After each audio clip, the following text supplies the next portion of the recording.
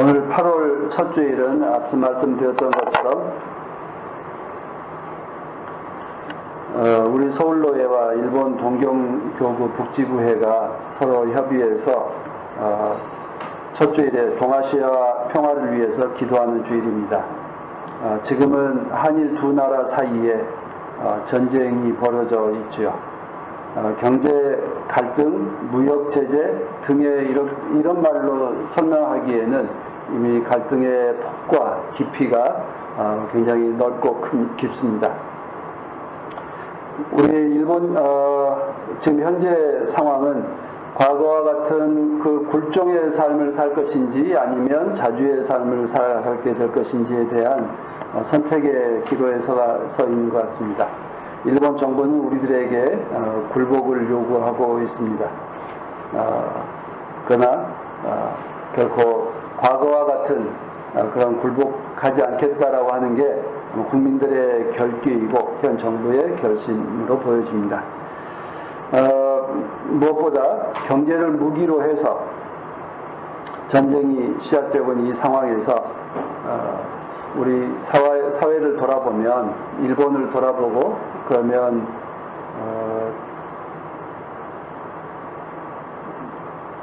아마 이 갈등의 폭이 무역에 대한 문제는 아닌 것 같아요.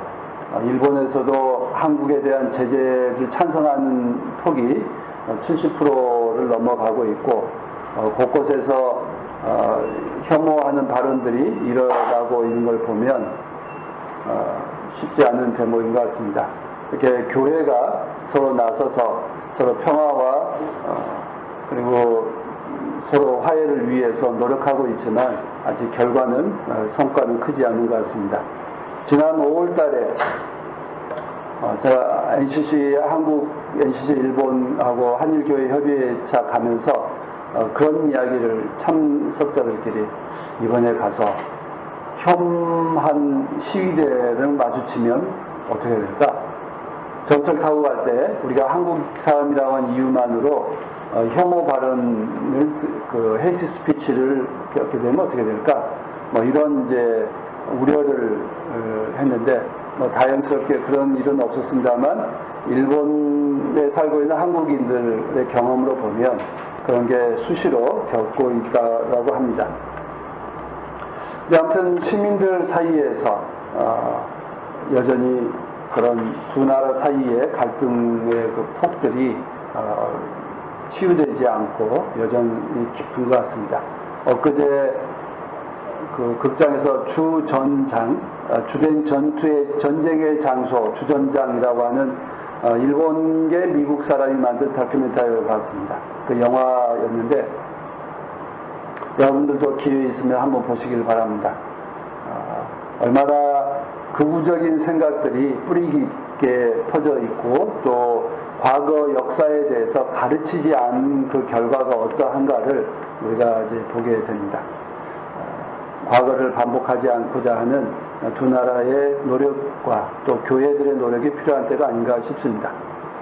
오늘 골로새서 말씀은 우리들에게 옛사람을 벗어버리고 새로운 사람으로 살아가라라고 하는 주제의 말씀입니다.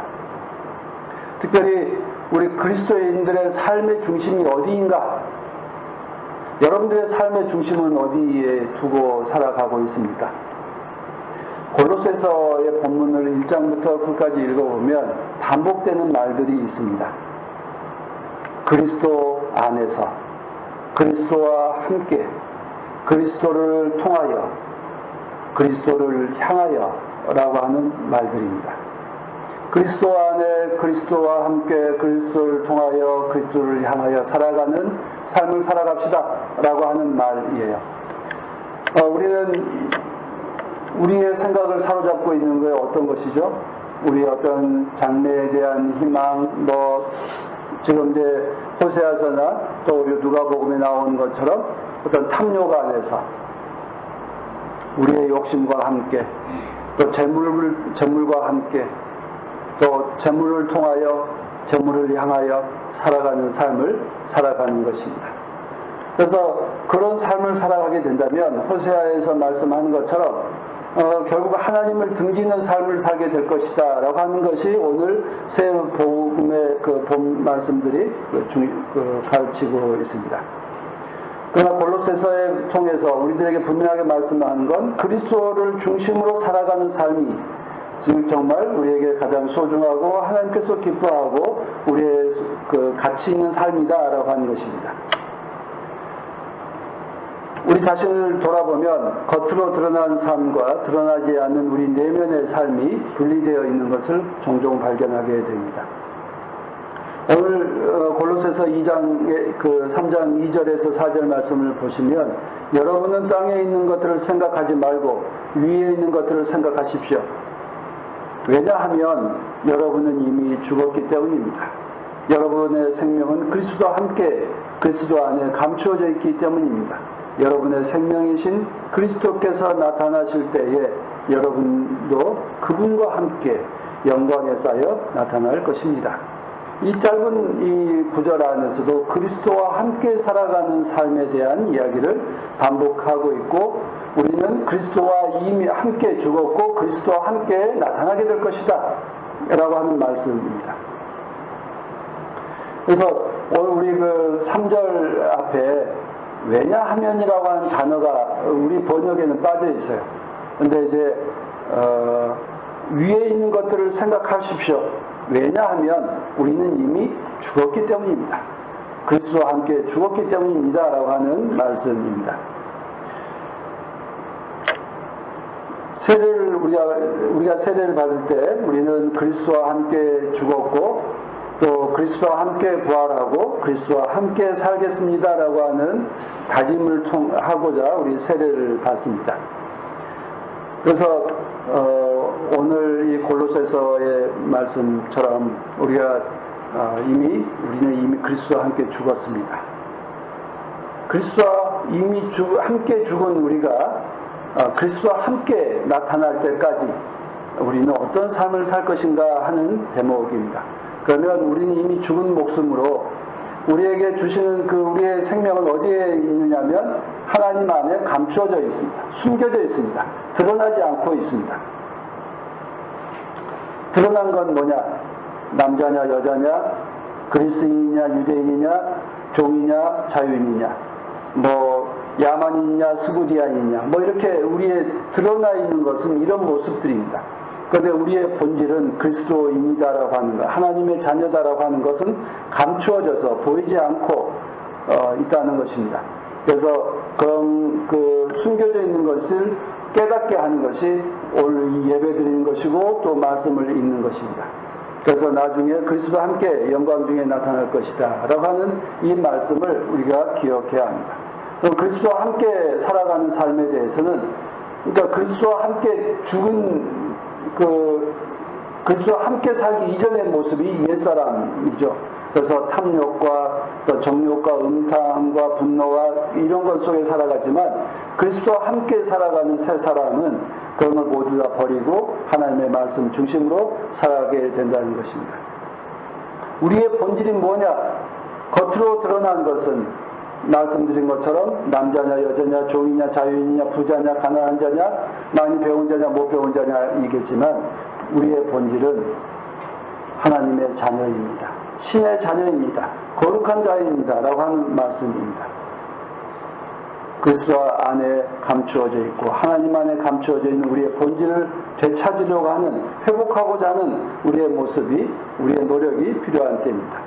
그런데 그 모습, 우리가 감추어져 있는 모습으로 살아가는 것, 드러난 것에 매여서 살아가는 것이 오늘 누가복음에 나타나 있습니다. 12장 1절에 예수님의 말씀을 듣고자 수천 명의 군중들이 모여들어서 서로 밟힐 지경이었다 이렇게 말씀하고 있는데 그 중에 한 사람이 주님에게 요청합니다. 자기 형제에게 유산을 자신에게도 나누어 달라고 말해달라 하는 것입니다. 그런데 이 사람은 어떤 사람일까요? 분명히 동생일 거예요. 형제라고 이야기했지만 자기 형에게 말해달라고 하는 거예요. 유대인들의 율법에 형은 몫을 두 몫을 받고 동생은 한 몫씩 받아서 나누어 갖거나 아니면 공동으로 관리하고 공동으로 살아가는 이런 것을 이야기합니다. 그러니까 이 동생은 어떤 몫일까요? 자기 몫을 못 받은 흥부 같은 사람이거나 아니면 나는 독립되어서 따로 살고 싶은데 형이 나눠주지 않으니까 나누어 달라고 이야기를 하고 싶은 겁니다. 만약 흥부처럼 못 받았다면 재판장에 가서 나눠달라고 소송을 하면 됐는데 소송을 하지 않고 와서 이야기하는 걸 보면 경제적으로 극심한 손해를 본 것이 아니라 뭔가 새로운 걸 독립해서 나가고 싶은 것 같아요. 그런데 그 사람에게 예수님께서 매정하게 말씀합니다. 내가 재판관이냐 재산 분배인이냐. 오히려 이 사람을 꾸짖죠. 탐욕을 버려라 라고 꾸짖고 있습니다. 아마 이 사람은 매우 고통스러웠기 때문에 도움을 받고자 한 건데 도움을 주진 않고 오히려 그 사람을 문제 삼고 있습니다. 굉장히 혹독한 처사라고 보여집니다. 그러고 나서 이 사람을 들으라고 돈과 재산에 대한 이야기로 끌어가고 있습니다. 그래서 어리석은 부자 이야기를 하고 있습니다. 그래서 탐욕을 버리고 재산에 차고 넘치더라도 너희의 생명은 재산의 넉넉함 안에 있지 않다. 그러면 우리의 생명은 어디에 있을까요? 하나님 안에 감춰져 있다. 하나님 안에 있는 그 너의 생명에 그것을 찾으라고 하는 말씀입니다. 재산을 통해서 감추어진 생명이 드러나는 것이 아니라 하나님에게 부요한 자, 하나님에게 매여 있을 때 온전히 그 생명이 드러나게 될 것이다 라고 하는 말씀을 하고 있습니다. 그런데 한편은 좀 야박하지 않아요? 좀 부자들한테 탐욕을 좀 내려놓으세요. 이재용에게 또 정몽구에게 뭐 이런 사람들한테 이런 말 했다면 그래 맞아 라고 이야기할 텐데 이 동생에게 뭔가 재산상으로 불이익을 받고 있다 생각하는 이 사람에게 또 예수를 따라 다니는 가난한 사람들에게 탐욕을 내려놓으라 이렇게 이야기를 합니다. 그래서 어리석은 부자 이야기를 해요. 그래서 한편으로는 참 이야기를 좀 청중을 잘못 잡은 게 아닐까 하는 생각도 드는데 오히려 이 문제를 통해서 돈이 많다고 해서 오히려 우리의 삶이 풍성해진 것이 아니다라고 하는 돈의 문제에 대한 우리의 삶의 근본이 무엇인지에 대해서 다시 한번 돌아보게 합니다. 성서에서 말하는 생명의 본질은 여기서 말하는 생명이라고 하는 건 육신의 생명을 말하고 있지 않습니다. 우리가 숨쉬고 먹고 마시고 춥고 더움을 느끼는 건 이 육체가 살아있는 것인데요. 여기 골로새서에 말하는 것처럼 너희는 이미 죽었다라고 이야기할 때 그 죽었다라고 하는 건 육신의 생명에 대한 말씀이 아니고 우리 영원한 생명에 대한 즉 하나님의 자녀로서의 생명을 되찾을 수 있는 이런 참된 삶에 대한 이야기를 하고 있습니다. 하나님께 집중하는 것, 하나님의 말씀에 집중하는 것이 우리의 삶의 근본이다라고 하는 것을 말하고 있습니다. 주님께서 이 부자를 어리석다라고 하는 건 너무 많이 가졌기 때문이 아닙니다. 오히려 많이 가졌기 때문에 심판을 받겠지만 생명의 본질이 무엇인지 알지 못했기 때문에 그가 하룻밤 사이에 죽게 된다라고 하는 것입니다. 그의 어리석음이 생명의 본질을 알지 못했기 때문에 하나님에게 집중하지 못한 그 어리석음 때문에 심판을 받는 것을 말하고 있습니다. 이 본문의 주인공인 농부가 관심하고 있는 게 무엇인지 들여다보면 그는 오로지 재산에 있습니다. 쌓고 넣어두고 쓰고 즐기고 하는 재산에 대한 것만 있습니다. 이웃을 위해서, 공동체를 위해서, 하나님을 위해서 무엇을 할 것인지에 대한 관심은 어디에도 없습니다. 우리는 정말 이웃을 위해서 하나님의 선하신 뜻을 위해서 관심하며 살아갈 때 그것이 결코 순탄하거나 평탄한 삶은 보장되어 있지 않습니다. 초대교회 교우들도 하나님의 뜻을 위해 살다가 수많은 사람들이 순교당하고 또 고통을 겪었습니다. 그러나 그 고통을 겪었던 그 삶의 위에 교회가 세워져 있고 선한 세계가 만들어져 왔다는 것입니다. 무엇을 향해 가난한가? 재산을 향해 가난한 것이 아니라 하나님의 말씀과 하나님의 은혜와 하나님의 진리에 가난한 자, 그것을 사모하는 사람으로 살아가는 자가 진정으로 부유한 자라고 하는 것을 우리에게 말씀하고 있습니다. 진정으로 부유한 사람은 누구일까? 진정으로 가난한 자가 누구이고 정말 부자는 누구일까? 우리에게는 감추어져 있는 진리의 말씀이 있습니다. 하나님 안에 감추어져 있는 생명은 육신의 생명이 아니라 하나님의 진리대로 살아가고자 애쓰는 그 선한 그 영혼의 소중함, 영혼의 생명에 대한 말씀을 우리들에게 일깨워주고 있습니다. 우리도 모두 다 한 생을 살다가 마치게 될 것입니다. 오늘 박혜린 전도사님도 최후의 심판날에 경고의 말씀을 우리에게 주셨는데, 오늘 이 골로새 교우들에게 주시는 말씀은 옛사람을 벗어버리고 새사람을 입으라. 그 새사람은 하나님 안에 감추어진 생명에 대해서 관심하고 하나님 안에 말씀 감추어진 그 진리의 말씀에 집중하는 사람, 그 사람만이 주님 안에서 그리스도와 함께 나타나게 될 것이다. 영광을 누리게 될 것이다 하는 말씀입니다.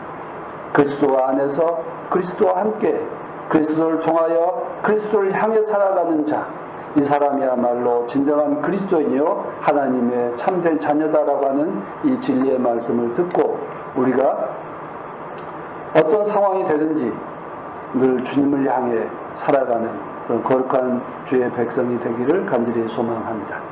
하나님께서 여러분과 함께 하실 것입니다. 기도하십시다.